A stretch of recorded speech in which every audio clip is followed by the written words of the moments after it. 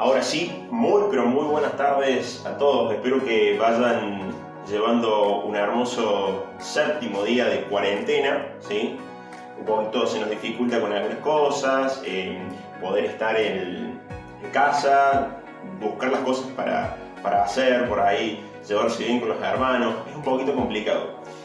Los animo a que empecemos este video y a que empecemos esta pseudo clase que un poquito es virtual, ¿sí? Que estamos en vivo a las 5 de la tarde, pero que después lo podés ver en YouTube, podés entrar a YouTube y lo vas a ver al video de igual manera. Te comento un poquito qué vamos a hacer hoy. Como ves ahí muy bien, tenemos ahí la cruz y como si fuera una clase de catequesis, vamos a sumarnos con un pequeño rezo, ¿sí? Te invito a que si tenés ahí en tu computadora a mano, puedas buscar directamente, googlealo, en Marcos. Yo voy a sacar la Biblia desde acá, fíjate.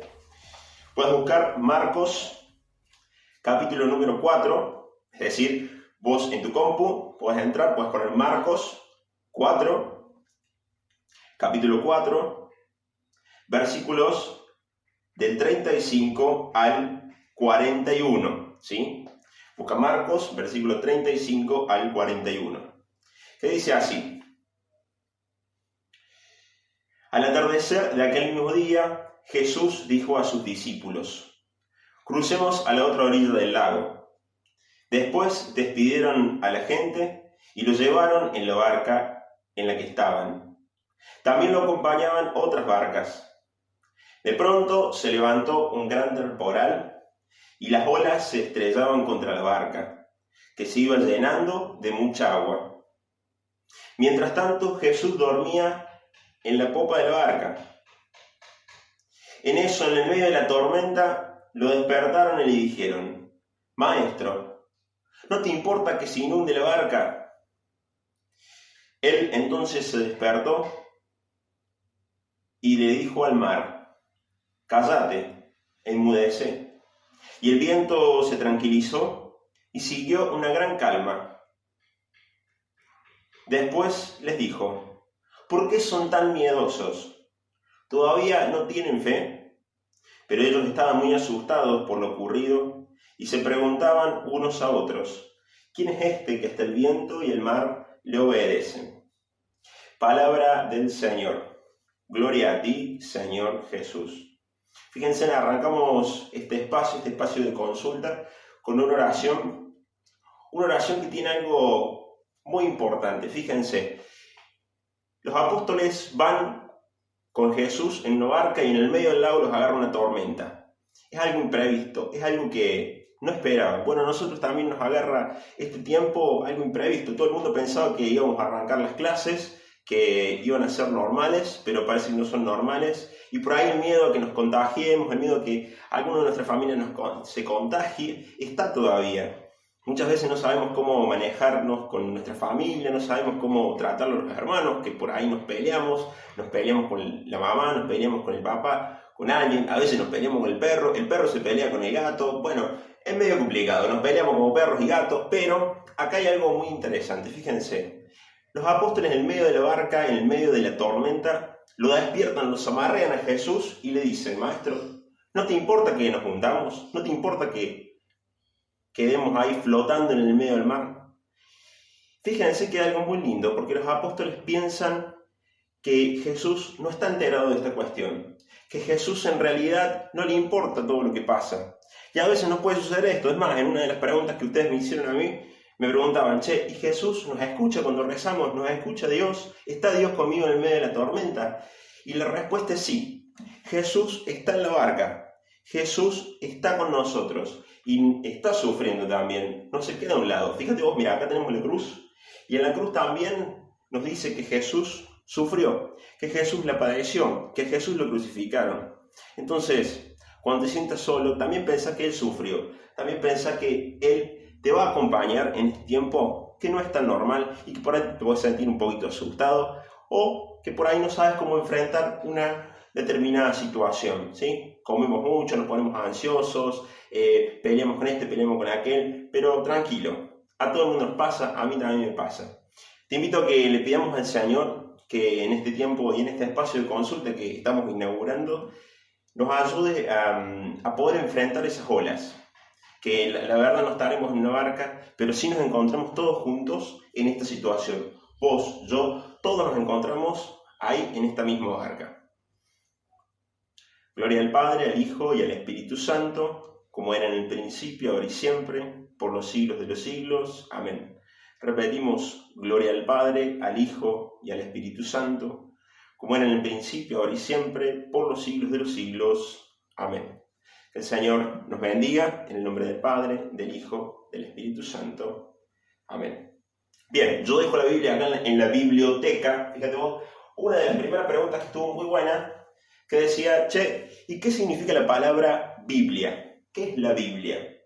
En dos palabritas, la palabra Biblia significa biblioteca.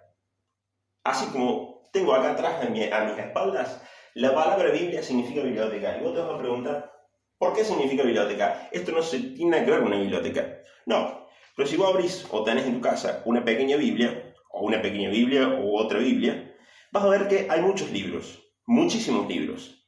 Y que no solamente hay un libro dentro de la Biblia, sino que hay muchos. Bueno, la Biblia es más que un libro, como decía en uno de los videos que te dejaba ahí, más que un libro es como una biblioteca. Es decir, es un conjunto de libros que tenemos y que podemos leer. La verdad que el primer libro, por ejemplo, es el Génesis, y es el libro con el que vamos a arrancar a estudiar. Pero yo te invito a que te puedas sumar después y veas en tu casa que hay muchísimos libros dentro de la biblioteca. Se nos están sumando algunos, ¿sí? Que les vamos a pedir porque algunos videos están en vivo, ¿sí? A la vez que estamos grabando para YouTube, también estamos grabando en vivo. Aquellos que se están sumando, les vamos a pedir que bajen por favor su micrófono porque va a estar medio complicado, ¿sí? Muchas gracias. Vamos con esas preguntitas. Antes te quería hacer un comentario sobre un poquito los trabajos prácticos. Te digo, en realidad los estuve viendo. ¿Puedo decir que yo no los estuve viendo? Sí, en realidad los estuve viendo los trabajitos y esta tarde me puse a verlos y están más o menos. O sea, están bien, pero más o menos. Una de las consignas era poder hacer una síntesis del texto, ¿sí? Y algunos no captaron esa onda ahí. Hay que hacer una síntesis del texto. Así que bueno, quien no la hizo, lo invito a que un poquito en casa lo pueda hacer. Pero después lo que todo el mundo hizo muy bien fue poder poner sus preguntas. Y la verdad que hubo muchísimas preguntas, y me alegra eso que hubo muchísimas preguntas. Algunos dijeron, no, la verdad que no tenía preguntas, la verdad que para mí no, yo no tengo muchas dudas. Bueno, fantástico, genial, mejor. Pero otras preguntas subí y tuve que hacer una pequeña síntesis de todas las preguntas. Te perdono si no está tu pregunta, porque muchas veces puede estar la pregunta de otro compañero y de otro compañero que en realidad pregunta más o menos lo mismo que vos. Entonces, te animo a que puedas escuchar y si tal vez no es tu pregunta, bueno, fantástico. Otro compañero lo ha hecho por vos y ha preguntado algo más o menos lo mismo. Vamos a ir con la primera pregunta, ¿sí? Una de las primeras preguntas, que era un poco la más controversial, era ¿cómo podemos comprobar si Dios existe? Es decir, y venían a colación otras preguntas que decían si Dios creó todo. Bueno, ¿quién creó a Dios? Un poquito lo estuvimos charlando en esta semana, pero hay algo muy importante. Vamos a abordar primero esa primera pregunta que es sumamente importante. ¿Cómo podemos comprobar que Dios existe? Bueno, te comento, vamos a hacer rápido porque hay muchísimas preguntas. No hay forma de comprobar que Dios existe. O sea, no se comprueba. Porque cuando decimos que se comprueba, estamos hablando de que hay como un poquito de ciencia en el tema, ¿sí? Vamos a pedir a los que se van sumando, por favor, que por favor porque este video también va a estar en vivo y se va a subir a YouTube. Así que quienes se van sumando, apaguen su micrófono. Ahí va, muchas gracias. Entonces, te comentaba un poquito. ¿Cómo podemos comprobar que Dios existe? Bueno, no se comprueba. A Dios no se lo comprueba si existe o no existe. En realidad, creemos en Dios, que es totalmente diferente. Ya vamos a ver cómo se podría llegar a comprobar una existencia de Dios, pero por el momento voy a dar respuestas cortitas. Número 1, a Dios no se lo comprueba, ¿sí?